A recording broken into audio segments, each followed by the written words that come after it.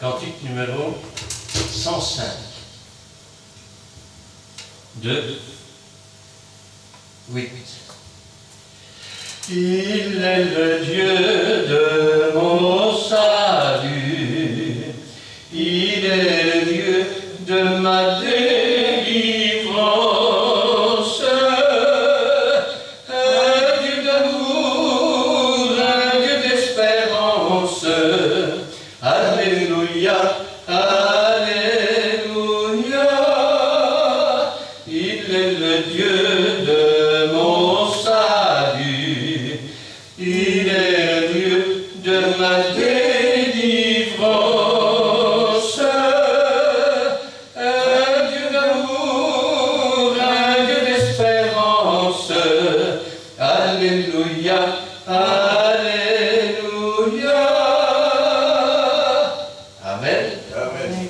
Cantique numéro 111.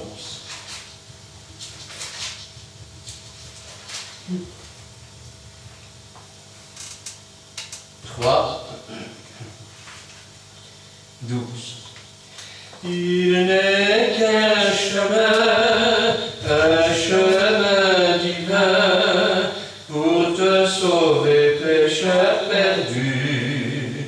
Viens donc à la croix et ne cherche plus, car ce seul chemin c'est Jésus. Il n'est qu'un chemin divin pour te sauver, pécheur perdu. Viens donc à la croix et ne cherche plus, car ce seul chemin c'est Jésus. Amen. Amen. Et le 128.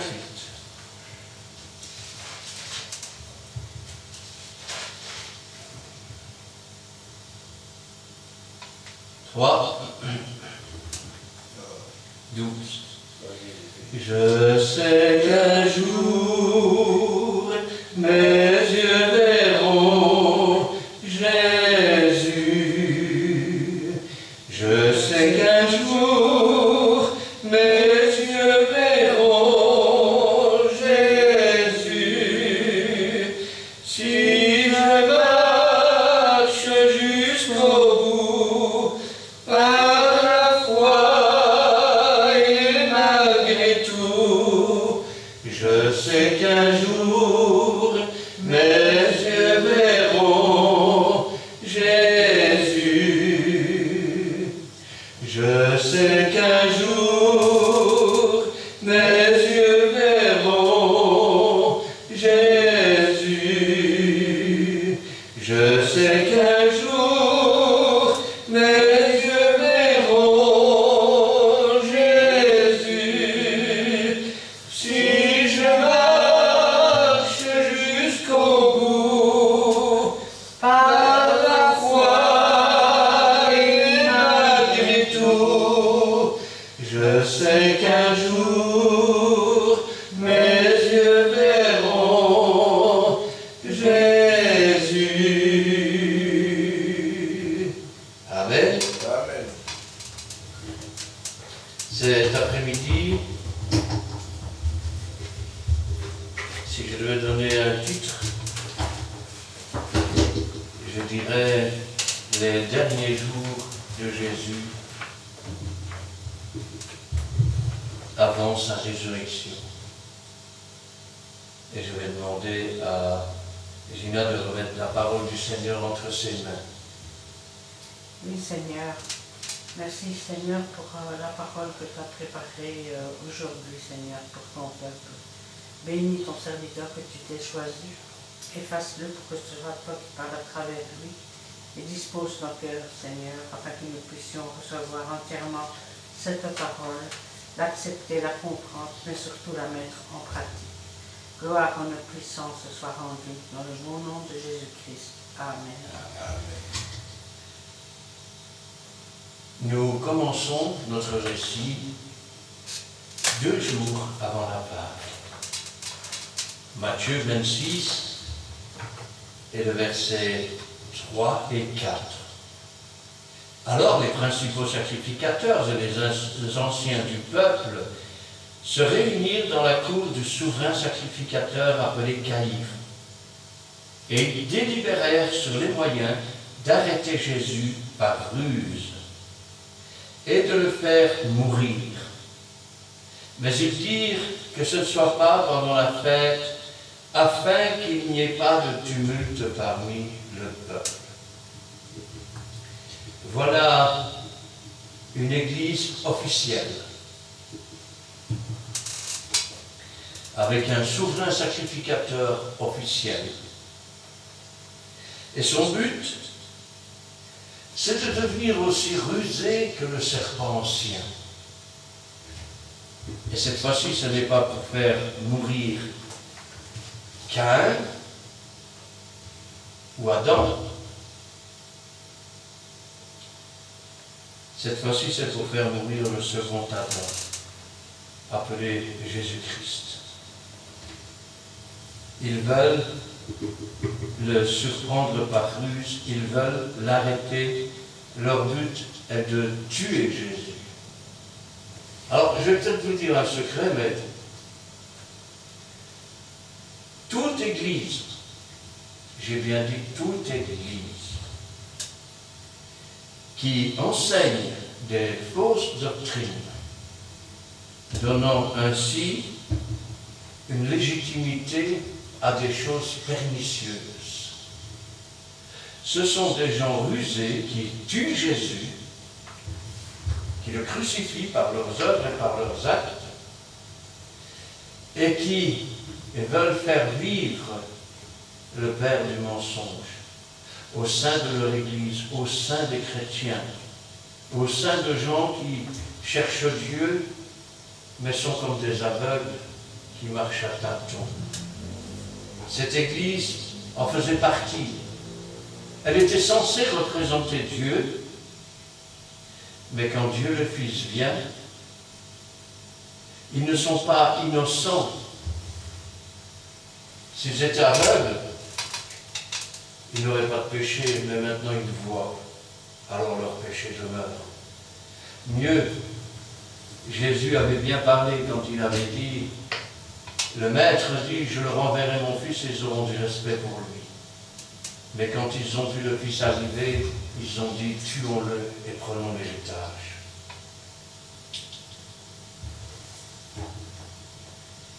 Ce même jour, une femme verse du parfum sur Jésus. Elle l'a fait pour la sépulture du Seigneur. Jésus savait que toute autre femme qui viendrait au tombeau plus tard ne pourrait pas le faire pour sa sépulture. Cette femme l'a faite, mais c'est alors que Judas va se rebeller. Il va essayer de remonter la tête des autres disciples. Il fait celui qui est outré. Ce parfum, on aurait pu le vendre 300 deniers, le donner aux pauvres. C'est quoi cette histoire?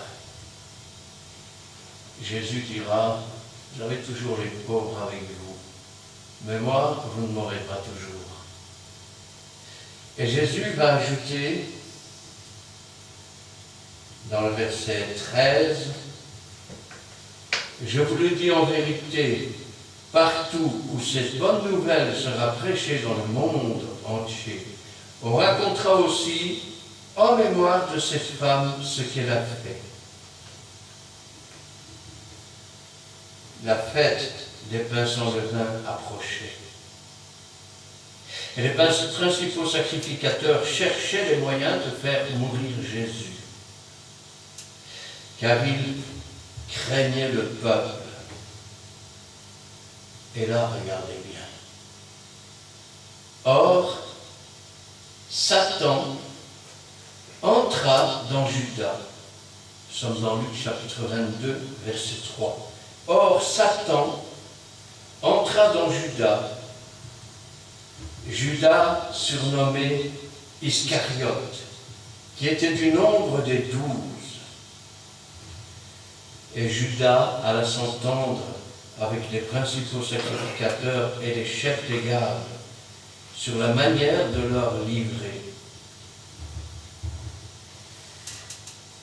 Il va proposer de leur livrer et en échange, il va recevoir 30 deniers. Pourtant, la prophétie était déjà claire. Pesez, et ils pesèrent 30 deniers. Le montant qui va servir à acheter le champ du potier. Car après avoir vendu Jésus pour 30 deniers et s'être rendu compte qu'ils l'ont fait mourir, il va jeter l'argent dans le temple. Mais ces personnes qui avaient payé 30 deniers pour tuer Jésus dirent « Il n'est pas bon de mettre cet argent dans le temple. » C'est l'argent d'un tueur à gages qu'ils ont payé, d'un calomniateur, d'un collaborateur. Et avec ça, ils vont racheter le champ du potier, qui sera appelé le champ du sang. Parce que Judas va se pendre, la branche va se casser, il va tomber dans un précipice. Son ventre va s'ouvrir et ses organes vont sortir de son ventre. Ils furent dans la joie et ils convinrent de lui donner de l'argent, de 30 deniers. Après s'être engagés, ils cherchaient une occasion favorable pour livrer Jésus, à l'insu de la foule. Il fallait que ça se passe en cachette. Il fallait que ça ne soit pas fait en public. Parce que s'ils l'arrêtaient en plein jour, la foule pourrait s'y opposer, ça ne marcherait pas comme ils le veulent.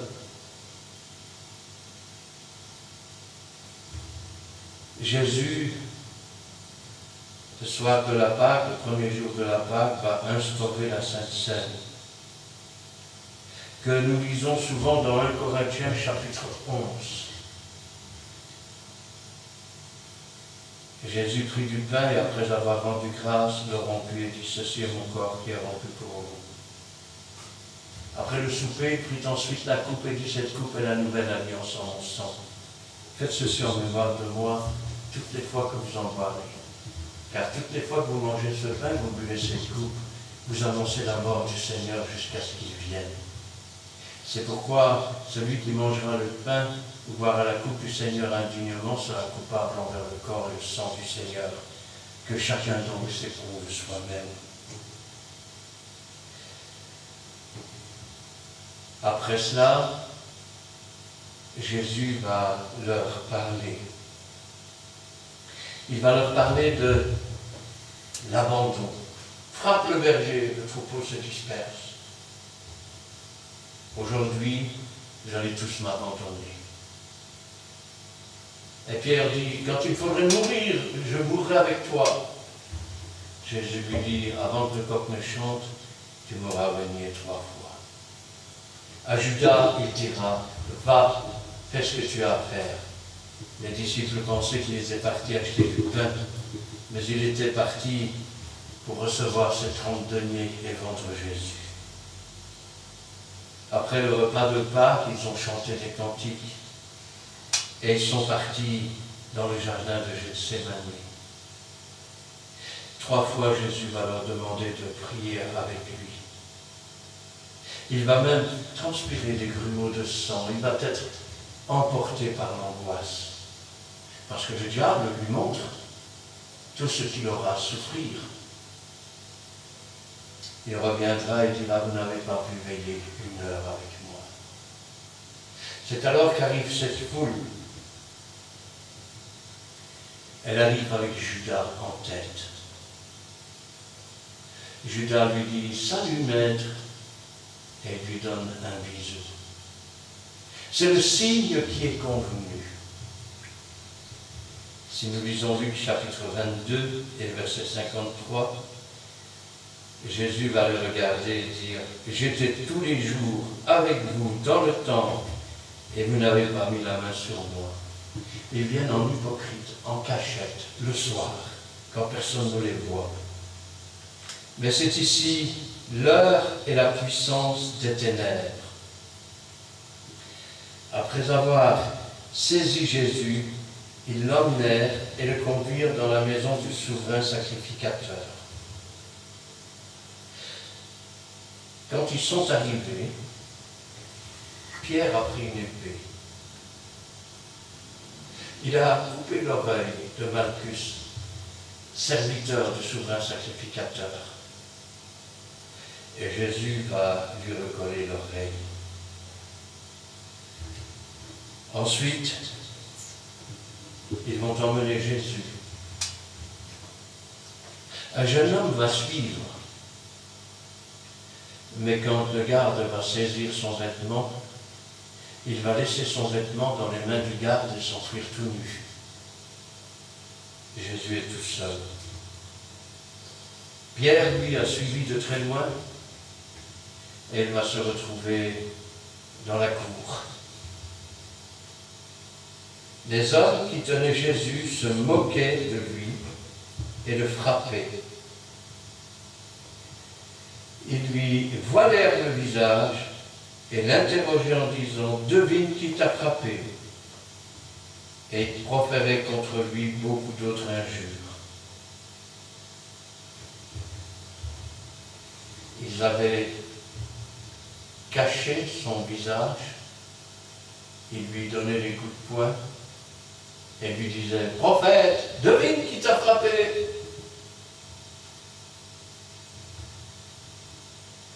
Quand le jour fut venu, le collège des anciens du peuple, les principaux sacrificateurs et les scribes s'assemblèrent et firent amener Jésus dans leur sanhédrin. Voilà enfin tous ces hommes religieux ensemble. Il y a là le souverain sacrificateur, il y a là tous les hommes religieux. Ils dirent, si tu es le Christ, dis-le-nous. Jésus répondit, si je vous le dis, vous ne me croirez pas. Et si je vous interroge, vous ne me répondrez pas. Et regardez ce qu'il dit. Désormais, le Fils de l'homme sera assis à la droite de la puissance de Dieu. Je voudrais qu'on réfléchisse un instant à cela. David, qui était prophète, avait dit, mon Seigneur a dit à mon Seigneur, assieds-toi à ma droite, jusqu'à ce que je fasse de tes ennemis ton marchepied. Et Jésus dit, désormais, le Fils de l'homme sera assis à la droite de la puissance de Dieu. Tous dirent, tu es donc le Fils de Dieu? Il leur répondit, vous le dites, je le suis. Alors ils dirent, qu'avons-nous encore besoin de témoignages? Nous l'avons entendu nous-mêmes. Le souverain sacrificateur fait l'outrage et il déchire ses vêtements. Il dira même, il est avantageux qu'un seul meure pour que le peuple vive. Sans le savoir, il prophétisait. Il prophétisait que Jésus devait mourir pour que le peuple soit sauvé et qu'il vive. Et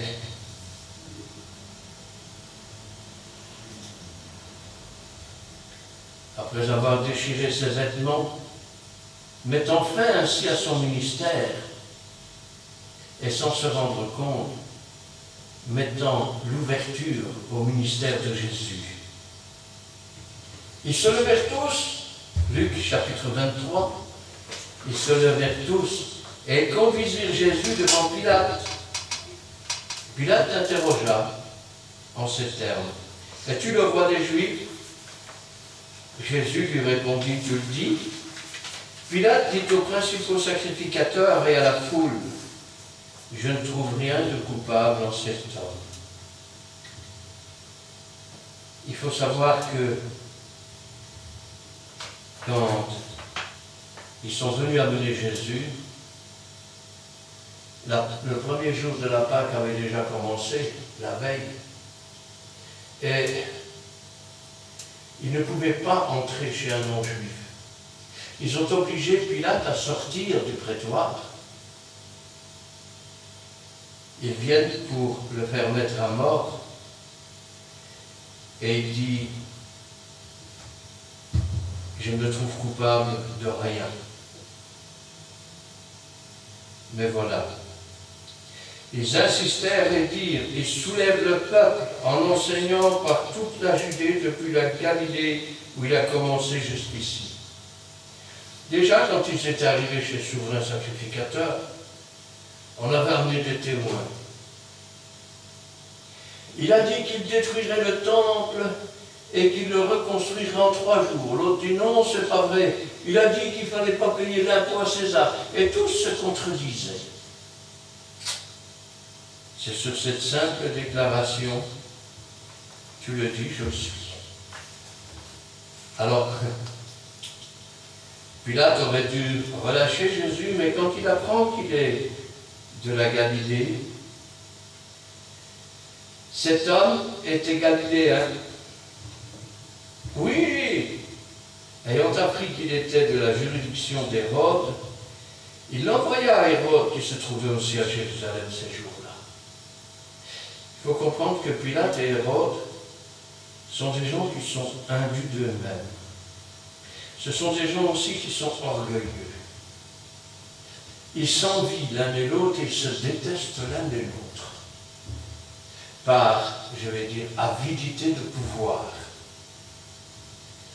Lorsqu'Hérode vit Jésus, il en eut une grande joie, car depuis longtemps il désirait le voir, à cause de ce qu'il avait entendu de lui, et il espérait qu'il le verrait faire quelques miracles. Il le prenait pour un magicien, et il s'attendait à ce qu'il réjouisse sa cour. Il lui adressa beaucoup de questions, mais Jésus ne répondit rien.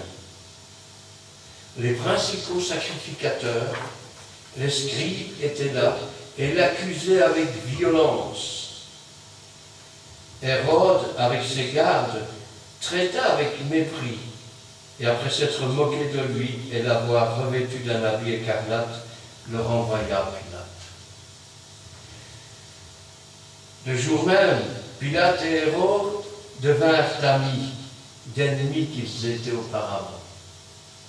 Il suffisait de lui envoyer Jésus en lui disant « Je te flatte, moi je ne vois pas bien ce que je peux faire avec, juge-le. » Comme ça, c'est moi qui ai autorité pour juger.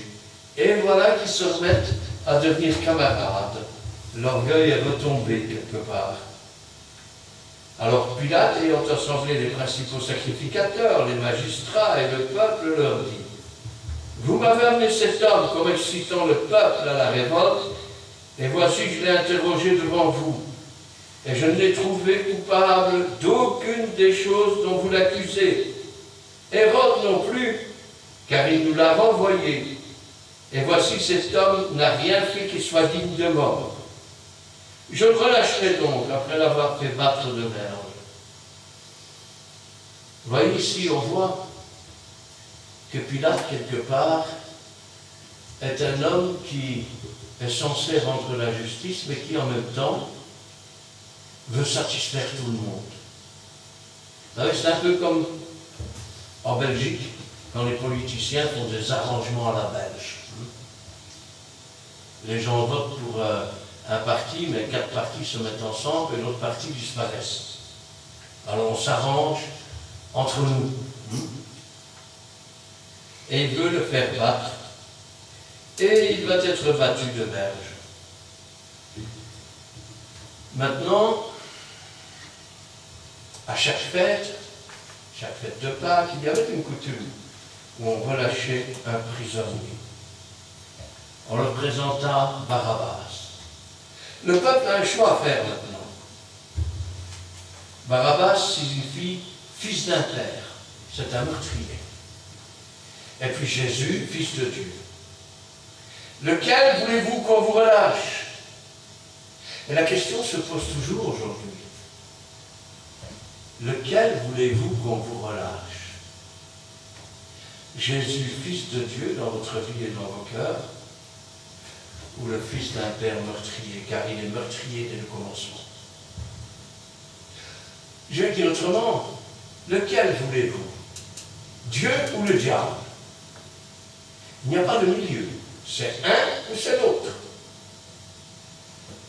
Une fois que le choix est fait, le choix est fait. Ils s'écrièrent tous ensemble, « Fais mourir celui-ci et relâche-nous Barabbas. » La Bible nous dit que cet homme avait été mis en prison pour une sédition qui avait eu lieu dans la ville et pour un meurtre. Pilate leur parla à nouveau dans l'intention de relâcher Jésus. Ils crièrent « Crucifie, crucifie !» Pilate leur dit pour la troisième fois « Quel mal a-t-il fait? Je n'ai rien trouvé en lui qui mérite la mort. Je le relâcherai donc après l'avoir fait battre le verge. » Mais ils insistèrent. Pilate, tu n'y penses pas? Il s'est fait roi. Est-ce que tu te rends compte? Crucifierai-je votre roi? Nous n'avons pour roi que César. Quand je pense à cela, je dis Seigneur. Mais ils insistèrent à grand prix, demandant qu'il fût crucifié. Et leurs cris l'emportèrent. Pilate prononça ce qu'il demandait serait fait. Il relâcha celui qui avait été mis en prison pour sédition et pour meurtre, qu'il réclamait. Il livra Jésus à leur volonté. Pilate, voyant qu'il ne gagnait rien, là nous sommes en Matthieu chapitre 27 et verset 24, Pilate, voyant qu'il ne gagnait rien, mais que le tumulte augmentait, prit de l'eau et se lava les mains en présence de la foule. Et il dit, je suis innocent du sang de ce juste, cela vous regarde. Il est le juge, c'est lui qui doit prononcer la sentence. Il déclare à plusieurs reprises qu'il est innocent, mais il le livre pour être crucifié. Et après, il nous dit, apportez de l'eau. Je m'en lave les mains, je suis innocent de ce sang. Pauvre Pilate. Pour ceux qui ne savent pas, Pilate, le nom de Pilate, est un dérivé de Pilatus. Et Pilatus a deux significations. La première, celui qui tient le pilon, c'est-à-dire la lance. Et la deuxième signification, celui qui tient le bonnet d'esclave affranchi. Pilate a un choix à faire, où il livre Jésus pour être crucifié et il tient la lance contre Jésus. Où il déclare Jésus non coupable et il prend le bonnet d'esclave affranchi. Car celui qui est le Fils affranchi est réellement libre. Mais Pilate pense qu'il y a un milieu entre les deux. Comme beaucoup pensent que si le salaire du péché est la mort, eh bien, on va faire des petits péchés qui ne conduisent pas à la mort et d'autres qui conduisent à la mort. Et le seul péché qui ne conduit pas à la mort, c'est le péché d'ignorance. Et le péché qui conduit à la mort, c'est le péché à main levée. Il a choisi. Il est contre Dieu. Et quand il va dire cela vous regarde, tout le peuple va répondre quelque chose. Que son sang retombe sur nous et sur nos enfants. Vous vous rendez compte? Ils veulent tuer Jésus, ils veulent le crucifier, et ils appellent la malédiction sur eux, mais pas seulement sur eux, sur leurs enfants.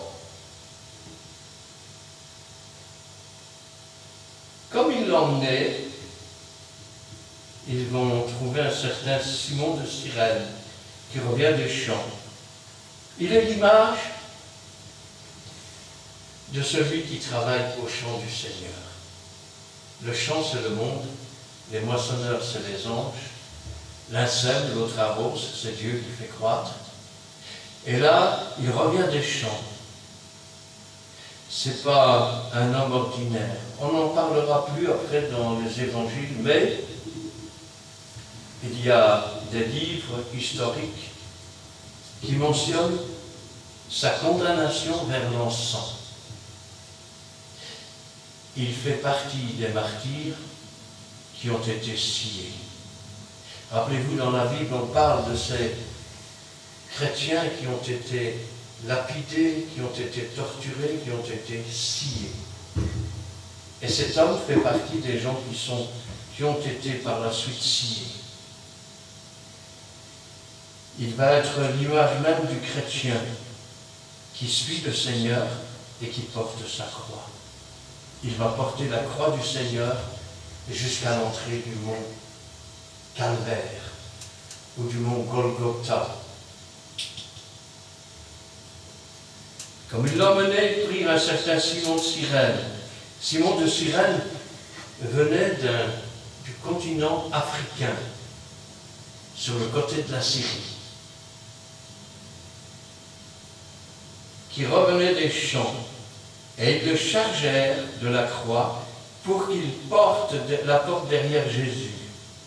Il était suivi par une grande multitude de gens du peuple, et les femmes se frappaient la poitrine et se lamentaient sur lui. Regardez ce que Jésus va dire. Rappelez-vous quand au verset 25 du chapitre de Matthieu, ils ont dit que son sang retombe sur nous et sur nos enfants. Jésus se tourna vers elle et dit, « Fille de Jérusalem, ne pleurez pas sur moi, mais pleurez sur vous et sur vos enfants. » Car ils avaient dit que son sang retombe sur nous et sur nos enfants. Arrivé au lieu nommé Golgotha, c'est-à-dire mont du crâne. Pourquoi l'a-t-on appelé mont du crâne? Parce que des siècles auparavant, un petit jeune homme du nom de David avait tué Goliath. Il lui avait coupé la tête et il avait planté son bâton avec la tête dessus, juste en face de la muraille des Jébusiens, sur le mont Golgotha. Et c'est pour ça que ce mont a été appelé mont du crâne. Quel plus bel endroit pour planter la croix de Jésus. Si elle pouvait être plantée dans votre tête une bonne fois pour toutes et y rester, c'est le meilleur endroit, c'est là où on ne l'oublie pas. C'est aussi l'endroit le plus élevé qui permet au sang de couler de la tête aux pieds. Quand ils vont arriver au mont du crâne, Jésus va prendre sa croix et ils vont essayer de lui donner à boire du vin mêlé de fiel. C'est-à-dire que quand les condamnés arrivaient, on leur donnait un verre de vin avec un grain d'encens dedans.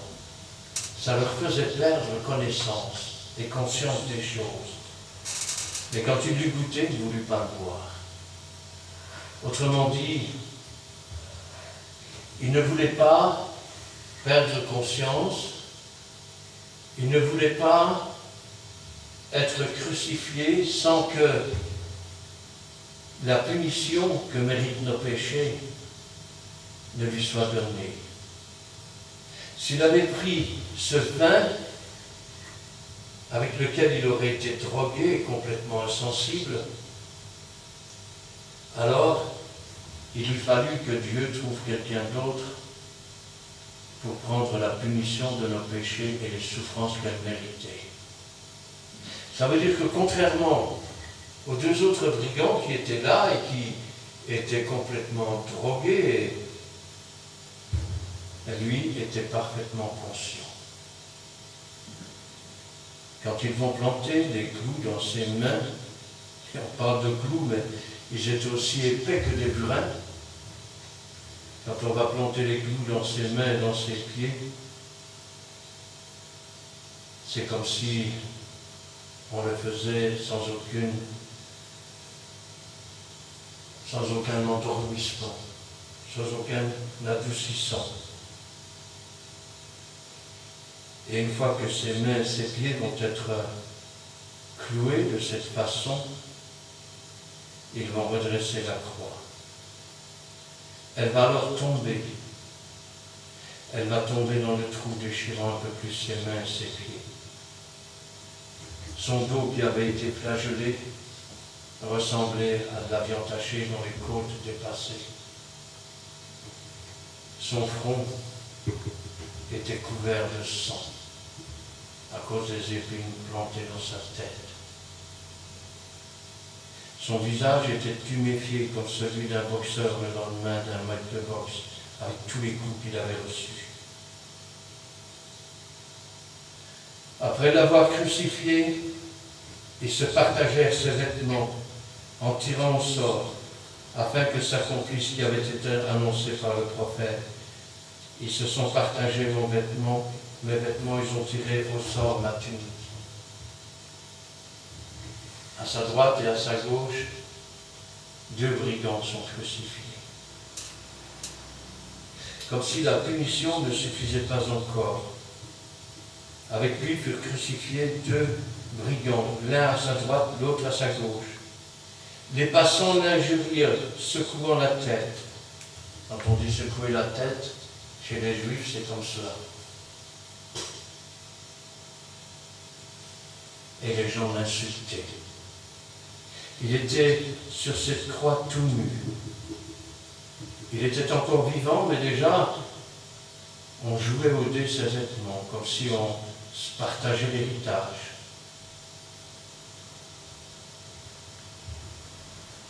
Les passants l'injuriaient, secouant la tête, en disant « Toi qui détruis le temple et qui le rebâtis en 3 jours, sauve-toi toi-même. Si tu es le Fils de Dieu, descends de la croix. » Les principaux sacrificateurs, avec les scribes et les anciens, se moquaient aussi de lui. Et ils disaient « Il a sauvé les autres, il ne peut pas se sauver lui-même. S'il est le roi, qu'il descende de la croix, et nous croirons en lui. » Nous voyons que tous ces gens sont des serviteurs du diable. À quoi on le voit? C'est simple. Le but, au départ, était de faire mourir Jésus. Mais quand son sang a commencé à couler, le diable a compris que c'était le commencement de sa perte. Parce que le diable fait toujours une œuvre qui trompe. Alors chacun d'entre eux l'incitait et le tentait pour qu'il descende de sa croix. Si tu es le Fils de Dieu, descends de ta croix. Rappelez-vous ce que le diable disait lors de la tentation. Si tu es le Fils de Dieu, ordonne que ces pierres se changent en pain. Si tu es le Fils de Dieu, jette-toi en bas du temple, car il a donné des ordres à ses anges pour qu'ils te portent sur les mains. Si tu es le Fils de Dieu, il est le Fils de Dieu. Et même si le diable l'a laissé pour un temps, le temps était venu où à nouveau il va le tenter pour qu'il descende de la croix. Mais pendant ce temps, l'un des brigands va commencer à prendre conscience. Il fait le bilan de sa vie, il sait qu'il est un brigand. Peut-être a-t-il un regard sur ce qui se passe au pied de la croix.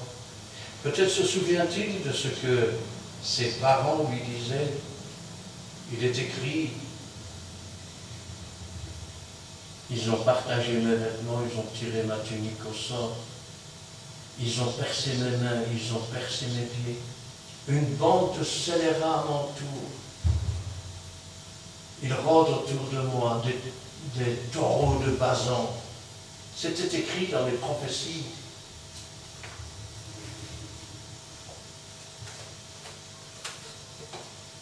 Il s'est confié en Dieu, que Dieu le délivre maintenant, s'il l'aime. Car il dit, je suis le Fils de Dieu. Les brigands crucifiés avec lui l'insultaient de la même manière. Jusqu'au moment où ce brigand va prendre conscience. Et il va s'adresser à l'autre brigand et va lui dire, tu n'as donc pas peur de Dieu, tu ne crains pas Dieu? Pour nous, ce n'est que justice, mais lui n'a rien fait. Et ce brigand, touché par le Saint-Esprit de Dieu, va s'adresser à Jésus. Avec la foi que beaucoup n'ont plus dans les églises, car beaucoup ne croient plus dans le retour de Jésus. Mais cet homme va dire, souviens-toi de moi quand tu viendras dans ton règne. Il s'adresse à un homme dont les mains et les pieds sont percés, dont la tête est couronnée d'épines, dont le dos est complètement détruit, dont le visage est complètement déformé, bleu, noir. Et il lui dit, souviens-toi de moi. Je sais que tu vas mourir, mais je sais aussi que tu vas revenir. Alors souviens-toi de moi. Et Jésus lui dira, aujourd'hui même tu seras avec moi dans le paradis. Adieu le purgatoire, messieurs les catholiques. Puis maintenant, vient la mort de Jésus. Depuis la 6e heure jusqu'à la 9e heure, c'est-à-dire de midi à 3 heures, le ciel va s'obscurcir, la nuit va tomber. Il y eut des ténèbres sur toute la terre. Et vers la 9e heure, Jésus s'écria d'une voix forte, Eli, Eli, lama sabachthani. Premier verset d'un psaume. Si ma mémoire est bonne, c'est le psaume 22. Mon Dieu, pourquoi m'as-tu abandonné? Mais eux pensent qu'il appelle Élie.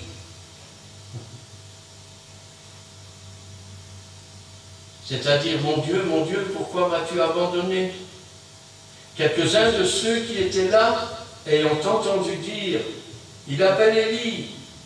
Aussitôt, l'un d'eux courut et prit une éponge qu'il remplit de vinaigre. Et l'ayant fixé un roseau, il lui donna à boire. Mais les autres disaient, voyons si Élie viendra le sauver. Jésus poussa de nouveau un grand cri et rendit l'esprit. Père, je remets mon esprit entre tes mains. Sa tête s'incline. Son souffle s'arrête. Et à partir de ce moment-là, on va passer de ce qui est naturel à ce qui est surnaturel. Le voile du temple se déchire en deux depuis le haut jusqu'en bas. C'est la première chose qui se passe. Comme si une main invisible venait déchirer le voile. Le souverain sacrificateur avait déjà mis fin à son ministère en déchirant ses vêtements, car un souverain sacrificateur ne peut pas déchirer ses vêtements. Maintenant, le voile se déchire d'en haut jusqu'en bas, montrant que la main de Dieu déchire le voile. Mais elle montre aussi que Dieu ouvre une voie nouvelle. Et cette voie nouvelle, c'est le nom de Jésus-Christ, par lequel nous avons une libre entrée dans le lieu très saint. La terre s'est mise à trembler. Cette terre qui a reçu le sang de Jésus et qui a vu Jésus mourir a commencé à trembler. Les rochers se sont brisés alors que le cœur de ceux qui étaient en face était plus dur que les rochers eux, se brisaient. Plusieurs des tombes des saints se sont ouvertes.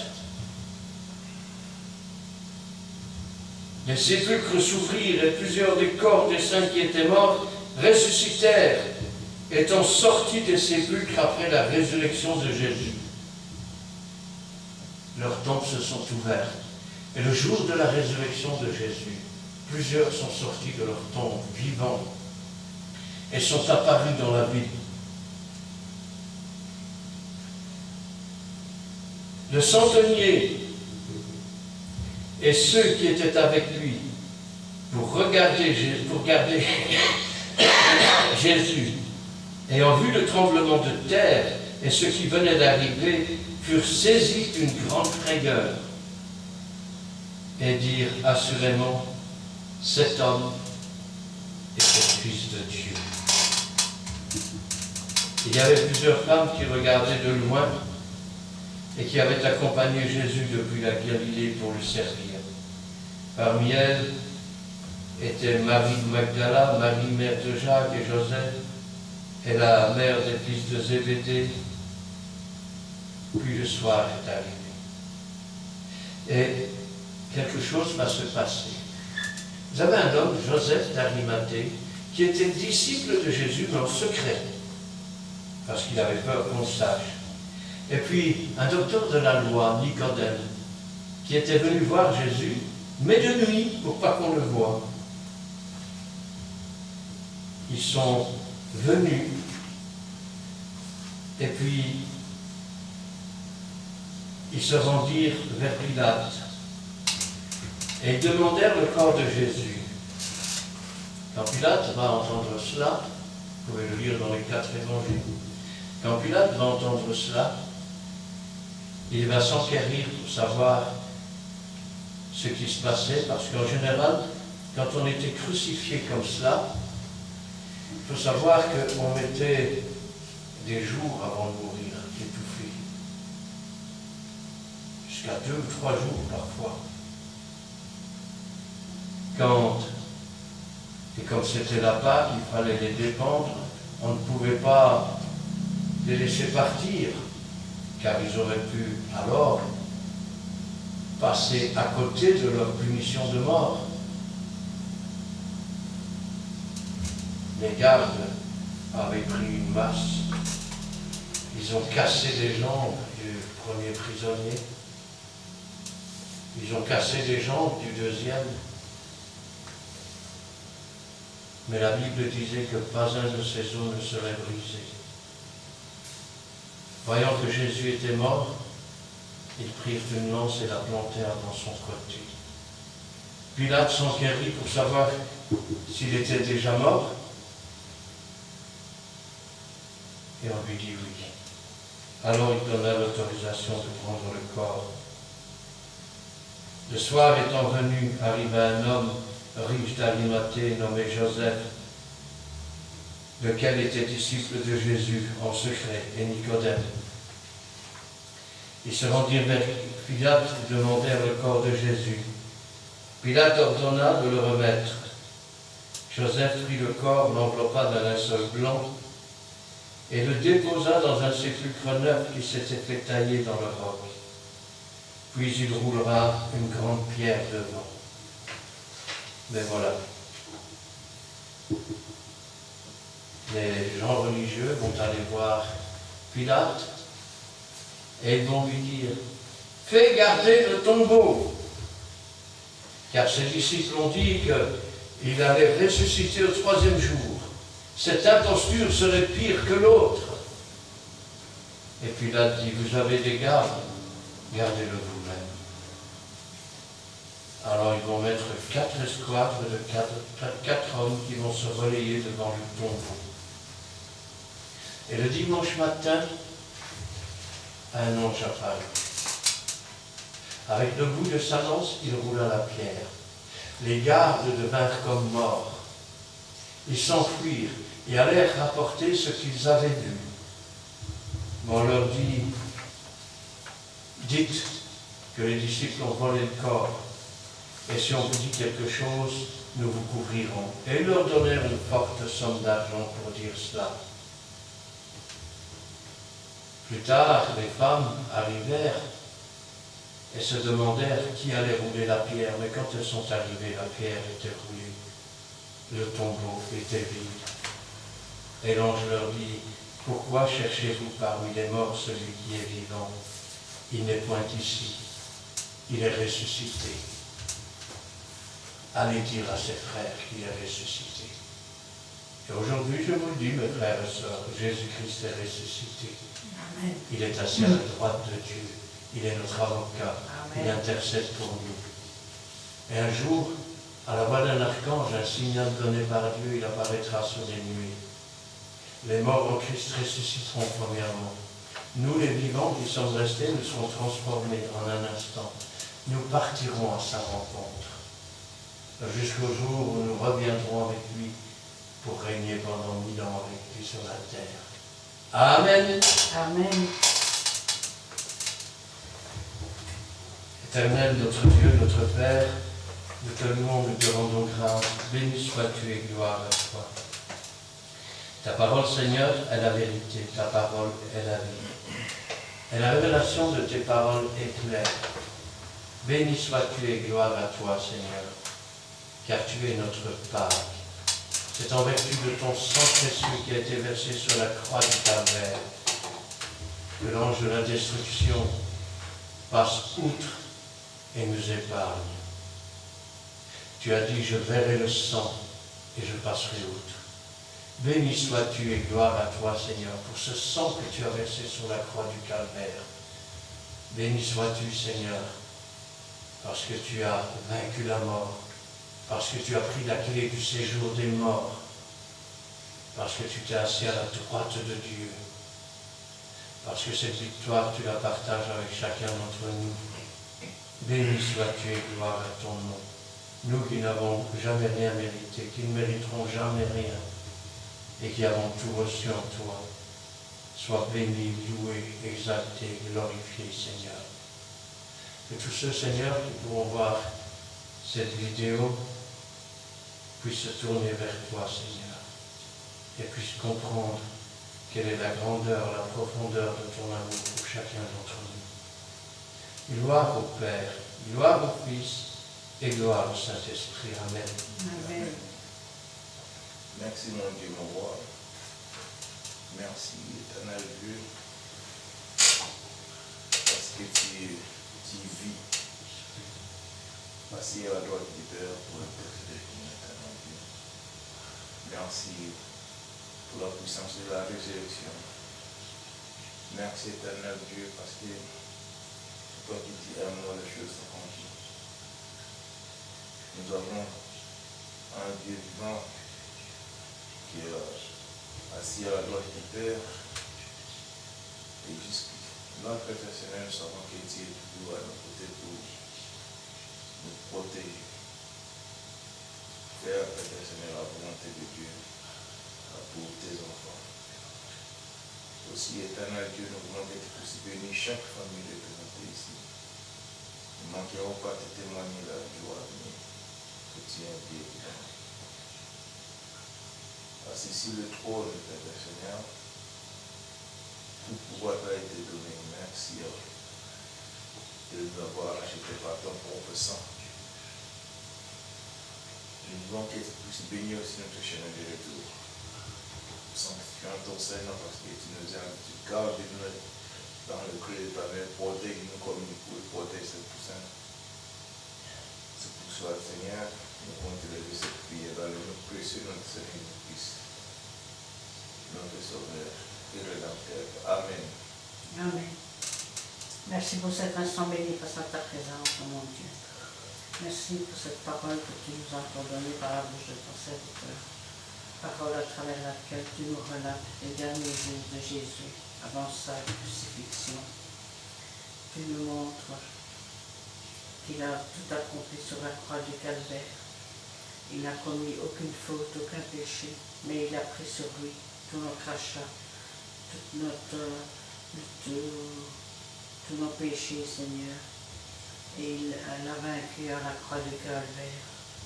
Merci Seigneur pour ce rappel que tu nous fais encore aujourd'hui. Tu nous montres que nous devons rester debout pour toi, ne pas choisir le chemin de la tentation, mais choisir le chemin de la vie éternelle. Merci Seigneur, car ton Fils bien-aimé est venu sur cette terre, non pas pour nous juger, mais pour nous sauver.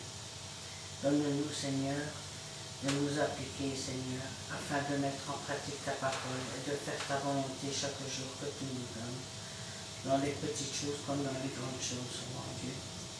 Bénis Seigneur chaque famille représentée ici.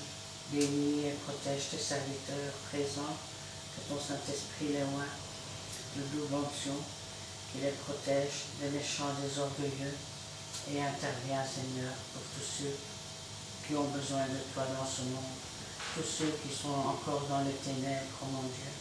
Que ton Saint-Esprit se manifeste là aussi, dans chaque cœur, qu'il les éclaire Seigneur, dans ta lumière, Seigneur, afin qu'ils prennent la bonne décision, Seigneur. Gloire, honneur, puissance soit rendue dans le beau nom de Jésus-Christ. Amen. Amen. Eh bien, nous terminerons avec le cantique numéro 201.